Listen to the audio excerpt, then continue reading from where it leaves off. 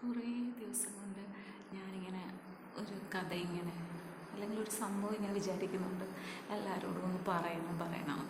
ഇത് വേറൊന്നുമല്ല. ഇതിൽ നിന്ന് എന്ത് നിങ്ങൾക്ക് മനസ്സിലാവുന്നുള്ളതെന്ന് വെറുതെ ഇരിക്കുന്ന സമയത്ത് ആലോചിച്ച് കണ്ടുപിടിക്കുക. ഇത് നിങ്ങൾക്ക് ദിവസവും ഉപയോഗിക്കുന്ന, അതായത് നിങ്ങൾ ദിവസവും കാണുന്ന കുറച്ച് കാര്യങ്ങളുമായി ബന്ധപ്പെട്ടതാണ്. എന്നെ നിങ്ങൾ കേൾക്കുന്നുണ്ടെങ്കിൽ നിങ്ങൾ കാണുകയും കേൾക്കുകയും ചെയ്യുന്നവരെ കുറിച്ചാണ്. ആർക്കൊക്കെ ഓർമ്മ വരും, എന്തൊക്കെ ചിന്തിക്കുമെന്ന് ആലോചിക്കാമല്ലോ. അതായത് നിങ്ങളുടെ വീടിൻ്റെ അടുത്ത് മറ്റൊരു വീട്, അച്ഛൻ, ആ വീട്ടിലെ കാര്യമാണ്, അച്ഛൻ, അമ്മ, 2 കുട്ടികൾ, സ്കൂളിൽ പഠിക്കുന്ന 2 കുട്ടികൾ. അപ്പം ഈ അച്ഛൻ എന്ന് പറയുന്ന അവരുടെ വീടിനോട് ചേർന്ന് ഒരു പലചരക്ക് കട എന്ന് പറയുമ്പോൾ അറിയാമല്ലോ, വീട്ടിലേക്കുള്ള അത്യാവശ്യ സാധനങ്ങളെല്ലാം, എല്ലാ സാധനങ്ങളും ഉണ്ട്, കുറേശ്ശെ എല്ലാ സാധനങ്ങളും ഉള്ള ഒരു കട.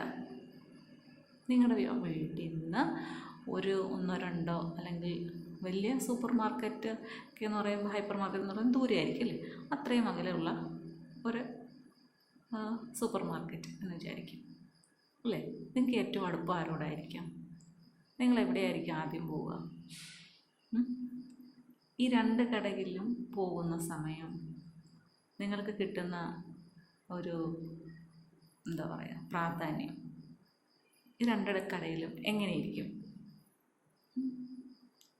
പിന്നെ നിങ്ങൾ സാധനം വാങ്ങിക്കുമ്പോൾ നൽകുന്ന തുകയിൽ നിന്ന് ഈ 2 കടയിലായാലും സൂപ്പർ മാർക്കറ്റിലായാലും ഉള്ള അതിൻ്റെ ഉടമസ്ഥന് കിട്ടുന്ന വരുമാനം അതെങ്ങനെയായിരിക്കും? അവരുടെ ജീവിതത്തെ ആ വരുമാനം എങ്ങനെയായിരിക്കും ബാധിക്കുക? ചിന്തിച്ചു നോക്കും. എങ്ങനെയായിരിക്കും ബാധിക്കുക? നിങ്ങൾ ഈ 2 ഉടമസ്ഥരിൽ ആരെയായിരിക്കും നിങ്ങൾക്ക് നന്നായിട്ടറിയാവുന്നതും നിങ്ങളെ നന്നായിട്ടറിയാവുന്നതും?